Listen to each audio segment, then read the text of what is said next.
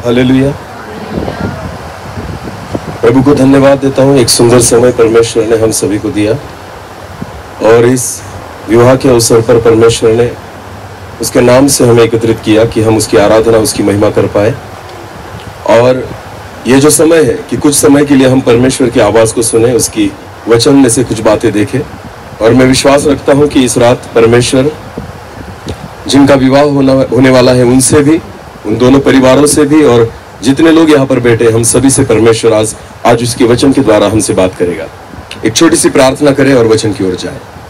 धन्यवाद देता हूँ प्रभु इस समय के लिए, क्योंकि यह समय आपकी ओर से है। मैं प्रार्थना करता हूँ आज फिर एक बार आपके वचन में रहकर आप हमसे बात कीजिए प्रभु जी। केवल आवाज मेरी हो, शब्द आपके हो, आप बोले हम सुने, ऐसा होने दीजिए। आने वाला वचन हम सभी के लिए एक आशीष का कारण बने, ऐसा होने दीजिए। पवित्र आत्मा के द्वारा बैठे हुए हर एक व्यक्ति को और मुझे आप नियंत्रित कीजिए पिता, और प्रभु आपकी महिमा होने पाए। सारा आदर महिमा जलाल आप ही को देते हुए प्रार्थना प्रभु यीशु मसीह आपके सामर्थ्य और जीवित नाम से मांगते हैं, आमीन। एक वचन को हम निकाले, यूहन्ना रचित सुसमाचार उसका दूसरा अध्याय। यूहन्ना रचित सुसमाचार उसका दूसरा अध्याय। और बहुत बार हमने शादी में इन वचनों को सुना है, क्योंकि बाइबल में एक ही शादी है जो यीशु मसीह के द्वारा हुई, या यीशु मसीह उसमें था, और इसलिए हम उसी अध्याय को पढ़ेंगे, पर देखेंगे कि प्रभु आज हमसे क्या बात करता है। ध्यान देकर सुनेंगे। यूहन्ना रचित सुसमाचार उसका दूसरा अध्याय और वचन 1 से लेकर आगे हम पढ़ेंगे। वचन में ऐसा लिखा है, फिर तीसरे दिन गलील के काना में किसी का विवाह था और यीशु की माता भी वहां थी। और यीशु की माता भी वहां पर थी। यीशु और उसके चेलों भी उस विवाह में निमंत्रित थे। अभी ध्यान देकर सुने, दूसरे वचन में ऐसा लिखा है, यीशु के चेले और यीशु भी उस विवाह में निमंत्रित थे। बस ध्यान देकर सुने। इस विवाह की विशेषता मैं आपको बताना चाहता हूं। इस विवाह में विशेष बात यह है, आपको पता है विवाह ही है, इसमें भी दूल्हा और दुल्हन है, पर इस विवाह की विशेषता यह थी कि इस विवाह में यीशु मसीह और उसके चेलों को आमंत्रित किया गया था। जब मैं इस वचन को पढ़ता हूं तो मुझे आश्चर्य इसलिए लगता है क्योंकि बाइबल में यीशु मसीह को तब बुलाया गया जब कोई बीमार है, तब बुलाया गया जब कोई समस्या में है। जायर ने यीशु मसीह को बुलाया क्योंकि उसकी बेटी बीमार थी। सुबेदार ने प्रभु यीशु मसीह को बुलाया क्योंकि उसका सेवक बीमार था। मार्था और मरियम ने यीशु मसीह को बुलाया क्योंकि लाजर बीमार था। जो बीमार होता था ना, दुख में होता था ना, वो यीशु मसीह को आमंत्रित करता था। पर बाइबल में एक ऐसा प्रसंग है जो खुशी का है। विवाह कैसा प्रसंग होता है? खुशी का। बोलो कैसा? एकमात्र ऐसा प्रसंग है इस बाइबल में जो खुशी का था, विवाह का था। पर वचन में लिखा है उन्होंने यीशु मसीह को आमंत्रित किया। आपको पता है हमें प्रभु की जरूरत कब पड़ती है? खुशी में या दुख में? बोलो बोलो बोलो। खुशी में या दुख में? हाँ, जोर से बोले। दुख में ना? हाँ। बीमार अगर रहे तो कौन याद आएगा? यीशु। समस्या अगर आई तो कौन याद आएगा? यीशु। आपको पता है काना गांव की विशेषता यह थी, वो खुशी में थे फिर भी किसकी याद की? यीशु की। बोलो किसकी याद की? हम अगर शादी करते हैं ना, खुशियां मनाते हैं ना, तो हमें प्रभु की याद नहीं आती, हमें अपने रिश्तेदारों की याद आती है। बोलो किसकी याद आती है? हम किसको बुलाते हैं? बोलो ना। शादी में पहला न्योता किसको देंगे? रिश्तेदारों को, उसके बाद दोस्तों को, उसके बाद बड़े बड़े लोगों को। यीशु को भूल जाते हैं क्योंकि यीशु कब काम आएगा? जब कोई बीमार होगा। यीशु कब काम आएगा? जब कोई समस्या में होगा। यीशु कब काम आएगा? जब किसी को चंगाई की जरूरत है। पर आपको पता है जब सारी चीजें अच्छी है ना, खुशियां ही खुशियां है ना, हमें प्रभु की जरूरत ही नहीं है, तब हम बड़े बड़े लोगों को बुलाएंगे, तब हमारे रिश्तेदारों को बुलाएंगे, तब हमारे दोस्तों को बुलाएंगे, तब सारे जगत को हम बुलाएंगे, यीशु मसीह को नहीं बुलाएंगे। पर यह विवाह ऐसा है जिस विवाह में कोई बीमार नहीं था, कोई समस्या नहीं थी, फिर भी उस आनंद के प्रसंग में, खुशी के प्रसंग में उन्होंने प्रभु यीशु मसीह को बुलाया। Hallelujah, hallelujah. समझ में आ रहा है कुछ? जब मैंने आपको पूछा ना कि परमेश्वर की याद कब आती है, सुख में या दुख में, तो आपने ही जवाब दिया क्या? बोलो बोलो बोलो। दुख में। बोलो कब? बोलो जोर से। दुख में। हाँ, तो परमेश्वर की याद मनुष्य को दुख में आती है, तो परमेश्वर ने हमें सुख में रखना चाहिए, दुख में? तो परमेश्वर ने हमें सुख में रखना चाहिए या दुख में? सुख में क्यों रखेगा? क्योंकि तुम याद करते ही नहीं। तुम ही खुद कहते हो कि परमेश्वर को हम याद कब करते हैं? दुख में। बोलो कब? तो खुदा हमें किस में रखे, सुख में या दुख में? सुख में याद करोगे ना तो खुदा सुख में रखेगा, और दुख में ही याद करोगे तो परमेश्वर कहेगा बेटा दुख में ही रहे, क्योंकि कम से कम याद तो करेगा, कम से कम मेरा नाम तो लेगा। ध्यान देकर सुने, शादी थी फिर भी यीशु मसीह को आमंत्रित किया, शादी थी फिर भी यीशु मसीह को बुलाया। जब हमारे जीवन में ऐसे प्रसंग आते हैं ना जो खुशी के होते हैं, आनंद के होते हैं, आपको पता है हमारे विश्वासी लोग बैंड वालों को बुलाते हैं। किसको बुलाते हैं? किसको बुलाते हैं? यीशु को नहीं बुलाएंगे, बैंड को बुलाएंगे। क्यों? क्योंकि जरूरत नहीं ना यीशु की, वो थोड़ी आकर नाचने वाला है, बिल्कुल नहीं। तब हमें जरूरत है लोगों की, तब हमें जरूरत है रिश्तेदारों की, तब हम देखेंगे लोगों की ओर। ध्यान देकर सुने, इस विवाह की विशेषता यह थी कि इस विवाह में यीशु मसीह को खुशी के मौके पर आमंत्रित किया गया। बाइबल को आप पूरा पढ़कर देखें, यीशु मसीह को उसी ने बुलाया जिसके घर में कुछ समस्या थी। यीशु मसीह को उसी ने पुकारा जिसके जीवन में कुछ ना कुछ समस्याएं थी या कोई बीमार था। खुशी के मौके पर कोई नहीं बुलाता था प्रभु यीशु मसीह को। आज भी वैसे ही है, आज भी विश्वासी लोग प्रभु को खुशी पर नहीं बुलाते। अगर समस्या आए तो खुदा याद आता है, अगर हम बीमार पड़े तो प्रभु याद आता है, पर जब हमारे जीवन में आनंद का प्रसंग होता है ना तो हमें जगत की बातें याद आती है। तो हम बुलाते हैं लोगों को, हम बुलाते हैं बैंड पार्टी को, हम बुलाते हैं उन लोगों को जिसमें हमें खुशी मिलती है। ध्यान देकर सुने, विवाह इसलिए काना गांव का इस बाइबल में लिखा गया है क्योंकि इस विवाह की विशेषता यह थी कि इस विवाह में एक खुशी के प्रसंग में प्रभु यीशु मसीह को आमंत्रित किया गया था। हालेलुया। आगे पढ़ना पास्टर जी, उस वचन को, तीसरे वचन को पढ़ेंगे। हाँ,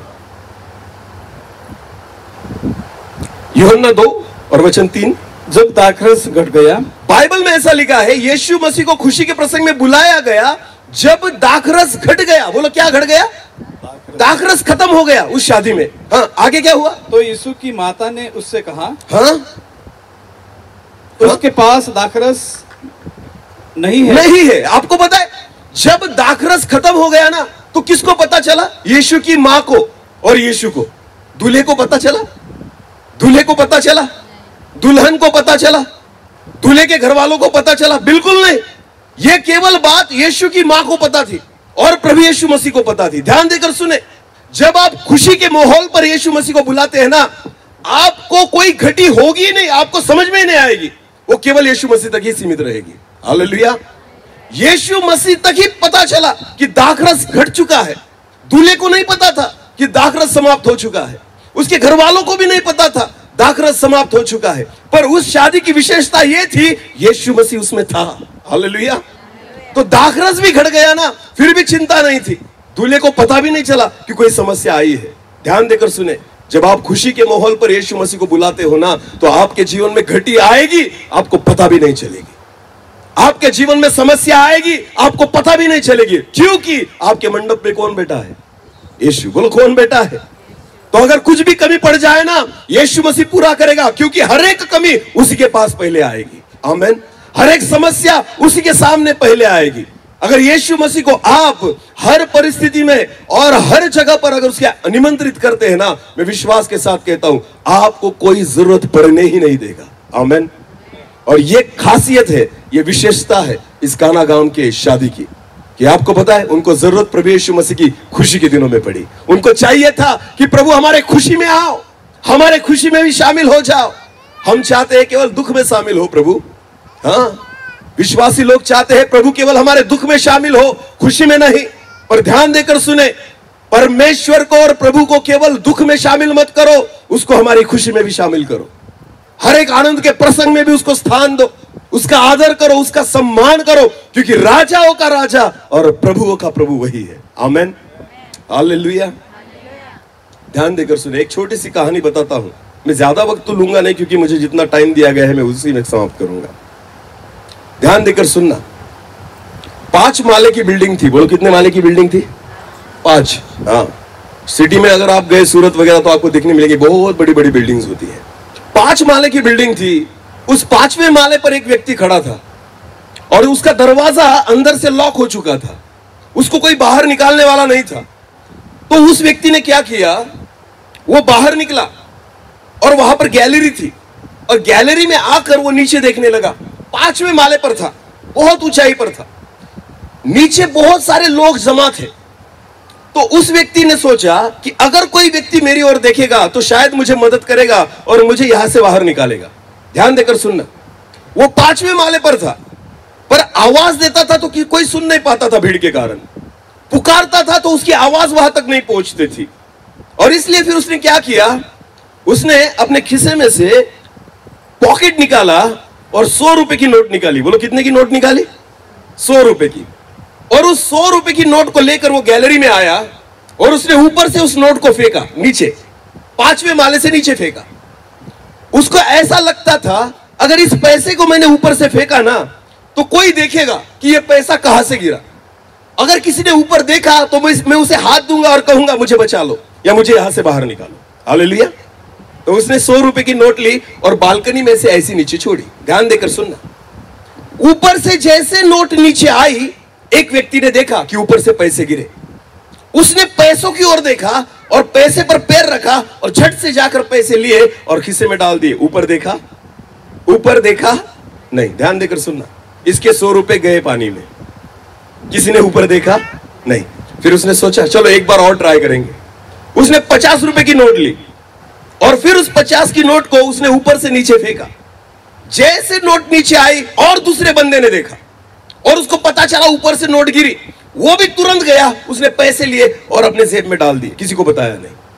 150 रुपए गए पर किसी ने भी ऊपर देखा नहीं। अभी ध्यान देकर सुनना, फिर वो ऊपर वाला जो व्यक्ति था ना, उसने सोचा ये तो घाटे का सौदा है, क्योंकि मेरे 150 रुपए निकल गए पर वो कोई ऊपर देखता ही नहीं। तो उसने क्या किया, बालकनी में इधर उधर घूमा और उसको इतना बड़ा एक पत्थर मिला। क्या मिला? ध्यान देकर सुने, क्या मिला इतना बड़ा? जब उसने उस पत्थर को उठाया और बालकनी में आया और नीचे जो लोग खड़े थे ना, एक व्यक्ति के सिर पर उसने निशाना मारा। उस पत्थर को लिया और बराबर एक व्यक्ति के सिर पर दे मारा। जैसे टन कर एक के सिर पर लगाना, उसने तुरंत ऊपर देखा। समझ में आ रहा है? जैसे पत्थर सिर पर गिरा, उसने कहां देखा? ऊपर देखा। बहुत बार हम परमेश्वर की ओर कब देखते हैं? जब सिर पर क्या पड़ता है? अरे बोलो, पत्थर। आशीष देगा ना प्रभु, ऊपर नहीं देखेंगे। सारी चीजें देगा ना, ऊपर नहीं देखेंगे। पर जब पत्थर पड़ेगा ना, कहां पर? सिर पर, तो सीधा कहां देखेंगे? हाँ, यही हमारी बात है। खुशियों में प्रभु को शामिल नहीं करना चाहते, पर दुख में आजा प्रभु। बीमार है, आजा प्रभु। चंगाई चाहिए, आजा प्रभु। समस्या है, आजा प्रभु। अरे पर शादी है तब भी बुलाओ खुदा को। तब क्यों बैंड वाले को बुलाते हो? तब भी परमेश्वर को बुलाओ, उसके लिए नाचो, उसकी महिमा करो, उसका आदर करो, उसका सम्मान करो, उसको पहला स्थान दो, क्योंकि खुदा ने ही यह खुशी का मौसम तुम्हारे जीवन में लाया है। हालेलुया। सबसे बड़ा कौन है? बोलो हमारे बीच में। अरे बोलो, सबसे बड़ा कौन है यहां पर? हाँ, कोई प्रभु का दास नहीं, मैं भी नहीं, केवल खुदा है जो सबसे बड़ा है। आमीन। हाँ, अगर आप उसे निमंत्रित करते हो ना, ध्यान देकर सुने, उस विवाह में कोई घटी होगी ही नहीं, कुछ कमी पड़ेगा ही नहीं। वचन में लिखा है दाखरस घट गया, केवल मरियम को पता चला और मरियम ने सीधा जाकर किसको बताया? यीशु को। बोलो किसको बताया? दूल्हे को पता ही नहीं क्या हो गया। दूल्हे को तो ऐसा लग रहा था मैंने बहुत दाखरस बनाया। दूल्हे को ऐसा लग रहा था कुछ भी कम पड़ने वाला नहीं है, पर आपको बताए दाखरस घट गया, परमेश्वर के वचन में लिखा है। और दूल्हे को पता भी नहीं चला। यह होता है जब आप खुशी में भी प्रभु को आप निमंत्रित करते हो और खुदा आपकी खुशियों में शामिल होता है। कोई समस्या, कोई दिक्कत आने ही नहीं देगा, वो खुद के ऊपर ले लेता है। और इसलिए जब दाखरस घट गया ना, तो मरियम यीशु मसीह के पास आई और उसने कहा, पास्टर जी प्लीज पढ़े आगे।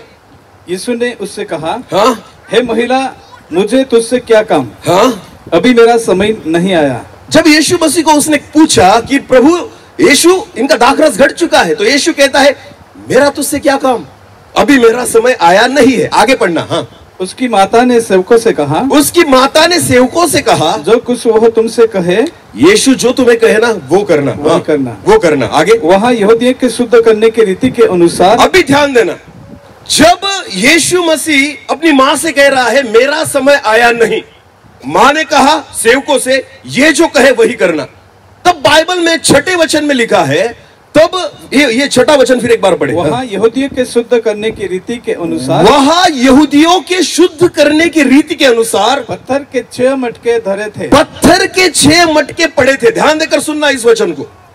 वो जो परिवार था ना, यहूदियों की रीति को मानने वाला परिवार था।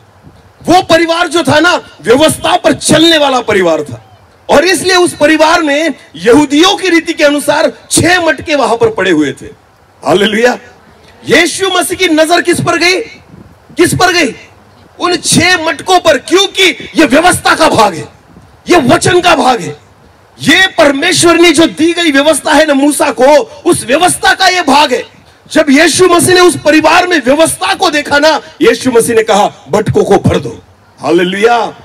अब मैं दाखरस करूंगा, क्योंकि इस परिवार में परमेश्वर का वचन है, इस परिवार में परमेश्वर की व्यवस्था है। जब प्रभु यीशु मसीह ने 6 मटकों को देखा ना, ये व्यवस्था के अनुसार है, तब प्रभु यीशु मसीह ने कहा अब इसमें पानी भर दो। आमेन।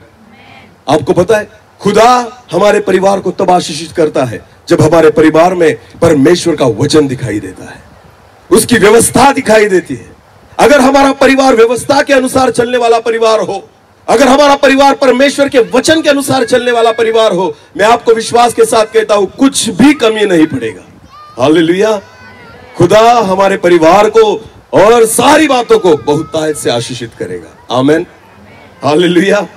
और इसलिए वहां पर लिखा गया, एक वचन को पढ़ेंगे हम, भजन संहिता, भजन संहिता उसका 119 अध्याय और वचन 1 को हम पढ़ेंगे।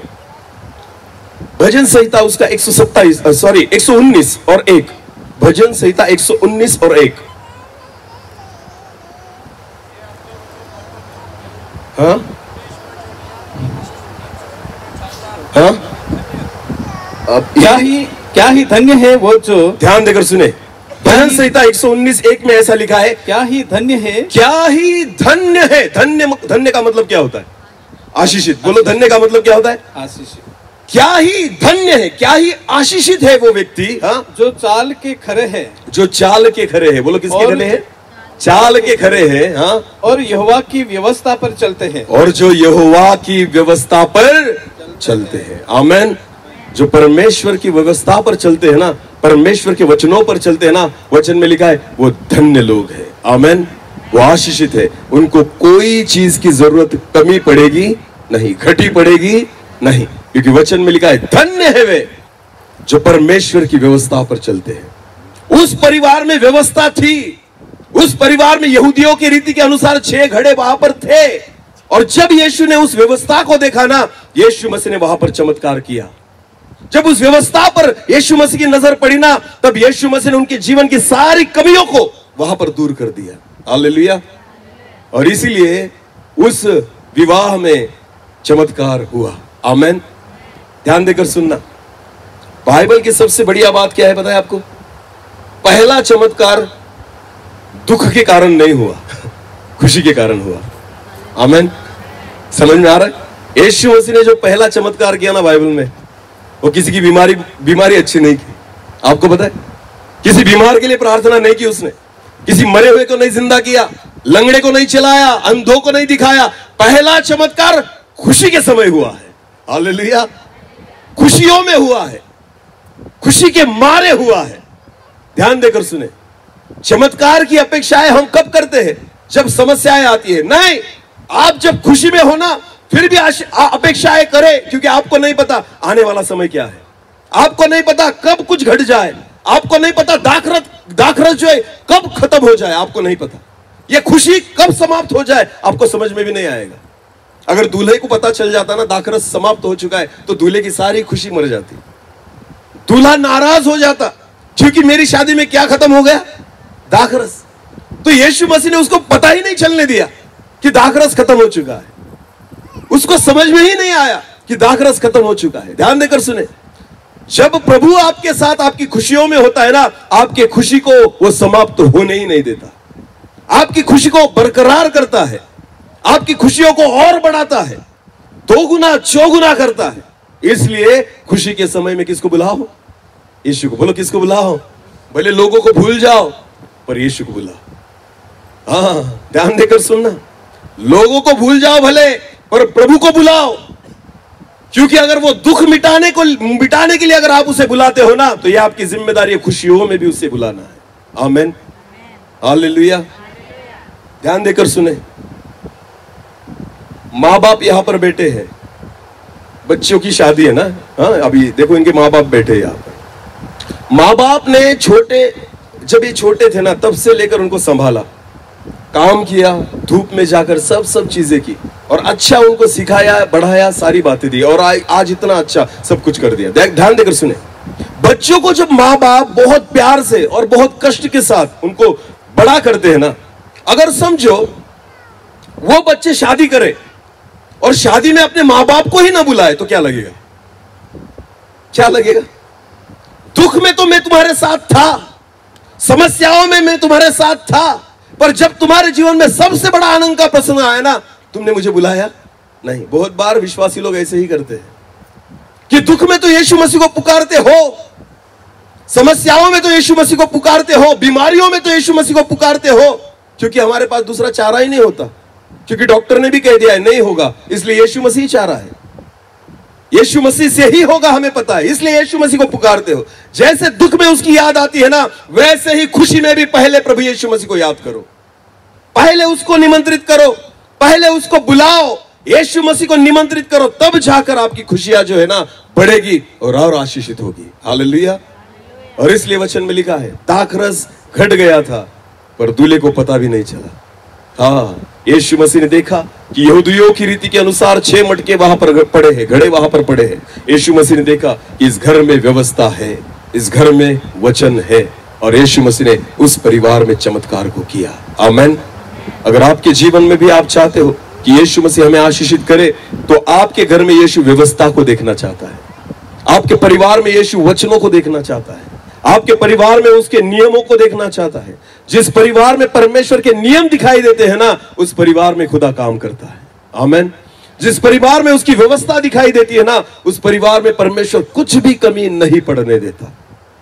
और वचन में लिखा, यहूदियों की रीति के अनुसार 6 घड़े वहां पर थे। आगे पढ़े। हाँ, यीशु ने उससे कहा, मटके में पानी भर दो। मटके में पानी भर दो। उन्होंने उन्हें मुंह भर दिया, और उन्होंने उन मटकों को पूरी रीति से भर दिया। तब उसने उनसे कहा, हाँ, अब निकाल कर भोज के प्रधान के पास ले जाओ।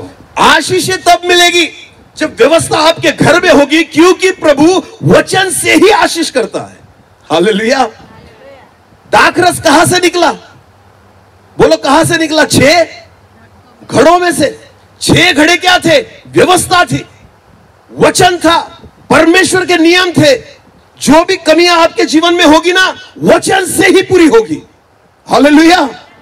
वचन के बाहर आशीष नहीं मिलती, इधर उधर से आशीष नहीं मिलती, पूरब पश्चिम से आशीष नहीं मिलती। आशीष है वचनों में ही है, आशीष है व्यवस्था में ही है। हालेलुया।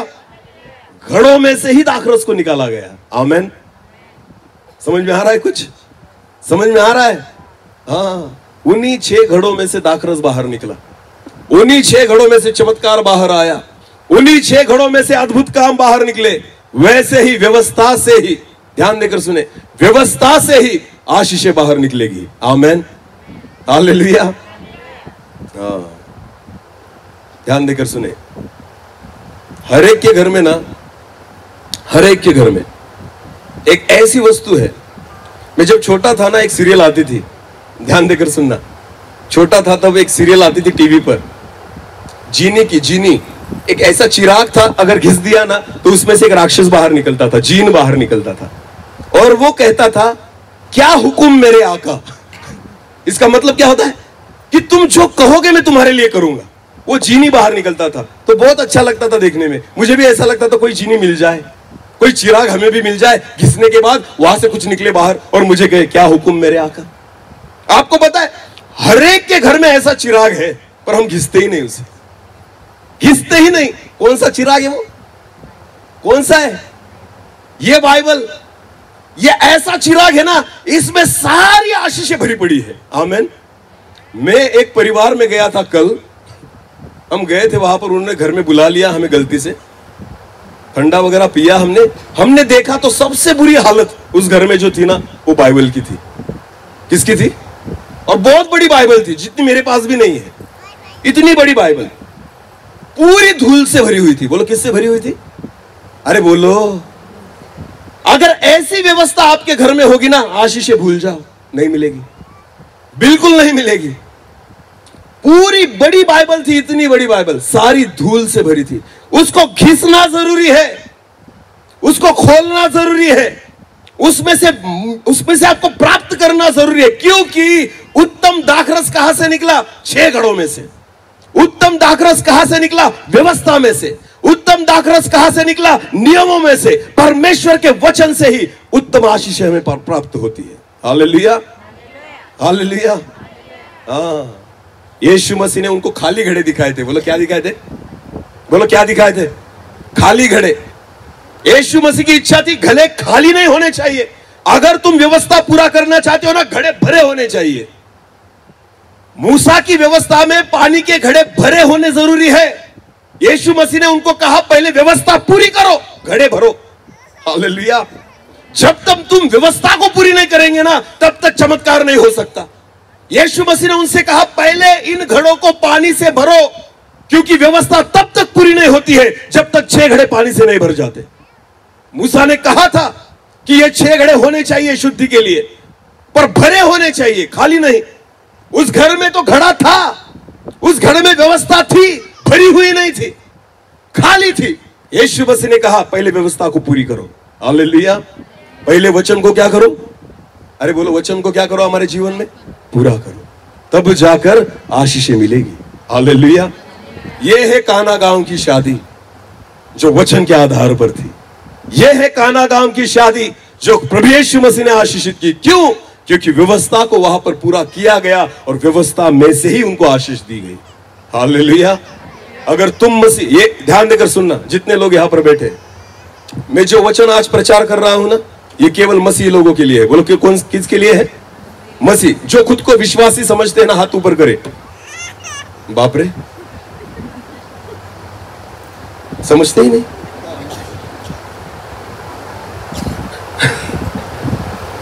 शायद बोलने में गलती हो गई होगी, फिर एक बार बोलता हूं। जो खुद को मसीह विश्वासी समझते हैं, अपने हाथों को ऊपर उठाए, खुदा देख रहा है। हाँ, ये वचन आपके लिए है। आमेन। जो चर्च में जाते हैं, जो बाइबल को लेकर घूमते हैं, जो खुद को मसीह कहते हैं, अगर बैंड पर नाचोगे ना, खुदा आपकी बैंड बजाएगा। ध्यान देकर सुनना। हाँ, ये सरासर खुदा का अपमान है। मैं आपको बताना चाहता हूं, क्योंकि आप उसको निमंत्रित नहीं करते, आप दुनिया को निमंत्रित कर रहे हो। स्वर्गदूतों को निमंत्रित नहीं करते, आप भूतों को निमंत्रित कर रहे हो। ध्यान देकर सुनना। जो मैं आज आपसे फिर एक बार कहता हूं, आज का वचन केवल विश्वासियों के लिए है। अगर कोई मेरे भाई जो यीशु मसीह पर विश्वास नहीं रखते, उनके लिए आज का वचन नहीं है। यह वचन उन लोगों के लिए है जो खुद को कहते हैं मैं मसीह हूं, जो कहते हैं मैं चर्च में जाता हूं। उन भाइयों के लिए नहीं जो यीशु मसीह पर विश्वास नहीं रखते। क्योंकि व्यवस्था तुम्हारे घर में दिखनी चाहिए, 6 घड़े तुम्हारे घर में दिखने चाहिए, व्यवस्था पूरी तुम्हारे घर में होनी चाहिए, तब जाकर खुदा तुम्हें आशीषित करेगा, अन्यथा नहीं। आमेन। उसका अपमान मत करना। केवल दुखों में उसको मत पुकारो, उसको खुशियों में भी पुकारो। आमेन। हालेलुया। मुझे नहीं पता परमेश्वर की आत्मा क्यों इन बारे में मुझे बोलने के लिए बता रही है, क्योंकि हम वैसे ही हैं। बीमारी आने दो, यीशु याद आएगा। हाँ, समस्याएं आने दो, यीशु याद आएगा। कोई ज्यादा बीमार पड़ गया तो यीशु की याद आएगी। अरे तो खुशी में भी याद करो प्रभु को। जब शादी होती है तो प्रभु को याद करो, उसके गीतों पर नाचो ना, नाचो उसके गीतों पर, उसका आदर करो, उसका सम्मान करो। व्यवस्था पर चलो। आमेन। किस पर चलो? व्यवस्था, परमेश्वर के वचनों के आधार पर चलो। हालेलुया। उस परिवार में व्यवस्था थी, वचन था, फिर भी कम था। भरो पहले पानी, उस घड़े में पानी भरो, तब जाकर व्यवस्था पूरी होगी। आमेन। हालेलुया। केवल बाइबल को अपने घर में मत सजा कर रखना, उसको मानना जरूरी है। उसके अनुसार चलना जरूरी है, और तब जाकर परमेश्वर आपको और आपके परिवार को आशीषित करेगा। आमेन। समझ में आ रहा है कुछ? लास्ट बात बताऊंगा और समाप्त करूंगा, ध्यान देना। काना गांव की शादी जो थी ना, उसकी विशेषता यह थी कि उस शादी में दूल्हा कौन था बाइबल में नहीं लिखा। दूल्हे को किसी ने नहीं पहचाना, ना दुल्हन को पहचाना। काना गांव की विशेषता यह थी, उस शादी में केवल यीशु मसीह की महिमा हुई। हालेलुया। हाँ, एक वचन को पढ़ेंगे पास्टर जी, उस मेरे ख्याल से आखिरी वचन होगा शायद, उस वहां पर यूहन्ना रचित सुसमाचार उसका 2 अध्याय और 1 मिनट 11 वचन। हाँ, 11 वचन। यीशु ने गलील के काना में अपना यह पहला चिन्ह दिखाकर अपनी महिमा प्रकट की कहा है। अपनी महिमा, यानी उस शादी में अगर किसी का नाम पहचाना गया तो वो किसका था? यीशु का। बोलो किसका था? मसीह लोगों की शादी में अगर किसी की पहचान होना तो किसकी होनी चाहिए? यीशु की। बोलो किसकी होनी चाहिए? भले दूल्हे को कोई पहचाने ना पहचाने, दुल्हन को कोई पहचाने ना पहचाने, पर मसीह शादी होगी ना तो लोगों ने यीशु को पहचानना जरूरी है। हालेलुया। काना की शादी में यीशु मसीह ने अपने महिमा को प्रकट किया, ऐसा लिखा है। आमेन। इसलिए बाइबल में इस शादी को लिखा गया है। अगर आप भी चाहते हो कि आपकी शादी आशीष का कारण बने, तो आपकी शादी में भी यीशु की ही महिमा प्रकट होना जरूरी है। आमेन। यीशु मसीह की ही महिमा आपकी शादियों में प्रकट होना जरूरी है, तब जाकर आपकी शादी भी आशीष का कारण बनेगी। आमेन। समझ में आया सब? बस मेरा वक्त यहां पर खत्म हो रहा है और मैं ज्यादा आगे नहीं जाना चाहता, पर मुझे लगता है इतना काफी है। आमेन। तो पहला निमंत्रण किसे देंगे? बोलिए जोर से। हाँ, यीशु को। आमेन। और जब यीशु आएगा ना तो उसी का ध्यान रखना, उसी की तरफ ध्यान रखना। उसको क्या भाता है, उसको क्या अच्छा लगता है, उसको क्या अच्छा नहीं लगता, ये सारी चीजें आपको देखनी पड़ेगी, क्योंकि आ कौन रहा है? यीशु। बोला आ कौन रहा है? जक्के के घर में यीशु निकल गया। जक्के कहता है, प्रभु 2 नंबर की कमाई लोगों में बांट देता हूं, जिनसे गलत रीति से लिए उनको 4 गुना परत का वापस कर देता हूं। तू मेरे घर पर आया है, तू अगर मेरे घर में आया है ना तो मेरे घर में 2 नंबर का कुछ रह ही नहीं सकता। उसने लोगों में बांट दिया आधी संपत्ति, उसने गरीबों में दान कर दिया आधी संपत्ति, सारी गलत चीजों को उसने घर में से बाहर निकाल दिया। क्योंकि कौन आ रहा था घर में? यीशु। बोलो कौन आ रहा था? जब यीशु आता है ना, गलत चीजें ऑटोमेटिकली कहां निकल जाती है? बाहर निकालनी ही पड़ती है, क्योंकि दोनों साथ में नहीं रह सकती। हालेलुया। एक तो यीशु रहेगा, एक तो पाप रहेगा। पाप अगर रहा तो यीशु नहीं रहता, और यीशु अगर आ गया तो पाप नहीं रहेगा। हालेलुया। अगर आप चाहते हैं यीशु मसीह को निमंत्रित करना, तो ऐसी परिस्थिति बनाए कि यीशु मसीह आपकी शादी में रहे। आमेन। हाँ, मुझे तो बहुत आनंद होता है कि यीशु मसीह पूरी देर तक रुका था वहां पर। पूरी देर रुका था ना यीशु मसीह, क्योंकि खाने में ढाकरस खत्म हो गया, तब तक यीशु था वहां पर, क्योंकि यीशु को भाने वाला एक एटमॉस्फेयर वहां पर था। यीशु को अच्छे लगने वाली चीजें वहां पर थी, व्यवस्था वहां पर थी, इसलिए यीशु मसीह रुका था वहां पर। खाना खाने तक रुका था, खत्म होने तक रुका था। हालेलुया। हाँ, आजकल की शादी में पूरा दिन रुकना, 12 का टाइम देते हो, 5 बजे लगाते हो। आपको पता है कितना बड़ा रिस्क है?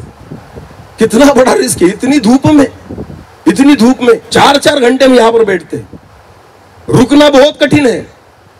पर आपको पता है यीशु मसीह रुका। क्यों रुका? व्यवस्था थी वहां पर, वचन था वहां पर, आदर था उसका वहां पर। खुदा पूरी समय तक वहां पर रुका था। आमेन। अगर आप चाहते हो आपकी शादी में प्रभु यीशु मसीह पूरे समय तक रुके ना, ऐसी व्यवस्था वहां पर बनाए। प्रभु का वचन अगर वहां पर होगा ना, खुदा रुकेगा। आमेन। उसकी महिमा वहां पर होगी ना, खुदा रुकेगा। हालेलुया।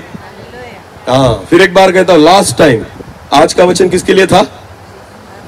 अरे बोलो, मसीह लोगों के लिए। हाँ, जितने विश्वासी है उनके लिए आज का वचन था। अभी इसके बाद जितने विवाह आपके घर पर होंगे ना, आप डिसाइड करना किसको बुलाना है, किसको निमंत्रित करना है, यह आपके ऊपर है। यीशु मसीह को बुलाएंगे तो बाकी जगत की बातों को भूल जाना, और जगत की बातों को बुलाएंगे तो यीशु मसीह को भूल जाना, क्योंकि दोनों बातें साथ में आती ही नहीं। हालेलुया। अगर आप चाहते हो कि आपकी आशीष और बढ़े, और 2 गुना 4 गुना बढ़े, तो यीशु मसीह को आपके निमंत्रित कीजिए आपकी शादी में। आमेन। वो आपको और आपके परिवार को आशीषित करेगा। मैं विश्वास रखता हूं, ध्यान देकर सुनना, मैं विश्वास रखता हूं यहां पर इस शादी में प्रभु है, क्योंकि उन्होंने प्रभु को स्थान दिया है, उसकी आराधना की है, उसके वचन को स्थान दिया है। और मैं विश्वास रखता हूं यहां पर यीशु मसीह है। जहां उसका वचन होता है वहां वो होता है, क्योंकि वचन ही परमेश्वर है। हम प्रार्थना करें, अपनी आंखों को बंद करें, इस समय हम प्रार्थना में जाएं। धन्यवाद प्रभु जी, फिर एक बार इस समय के लिए हम आपको धन्यवाद देते हैं। आज फिर एक बार आपके वचन में रहकर आपने हमसे बात की है। जैसे काना के गांव में प्रभु आपने उस शादी को आशीषित किया, क्योंकि वहां पर व्यवस्था थी, वहां पर आपका वचन था, खुदा का भय था प्रभु, पर व्यवस्था कमजोर थी, पूरी नहीं थी। आपने उसे पहले पूरा किया, घड़ों को आपने पानी से भरने को बोला, व्यवस्था को पूरा करने के लिए कहा, और उसके बाद आपने उस शादी को आशीषित किया। मैं प्रार्थना करता हूं आज हम भी हमारे जीवन में पहले आपके वचनों को पूरा करें, व्यवस्था को पूरा करें, कि होने पाए हर प्रसंग हमारे जीवन में एक आशीष का कारण बने।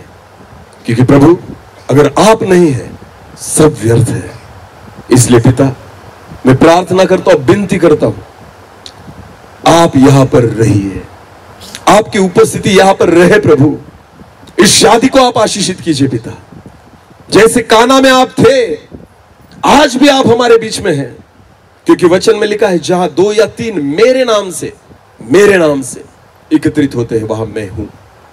यहां पर हम सब आपके नाम से एकत्रित आए हैं प्रभु जी। हम विश्वास रखते हैं आप है हमारे बीच में, आपकी हुजूरी है हमारे बीच में। इस शादी को आप आशीषित कीजिए पिता। हर एक कमी घटी यीशु मसीह के नाम से भर जाए, ऐसा होने दीजिए। केवल दुखों में नहीं पर खुशी में भी हम आपको आमंत्रित करें, हम आपको बुलाए, आपकी महिमा करें प्रभु जी, और हमारे हर प्रसंग में आपकी महिमा प्रकट हो, ऐसा होने दीजिए प्रभु। धन्यवाद देता हूं इस समय के लिए कि आपके वचन में रहकर आपने हमसे बात की है।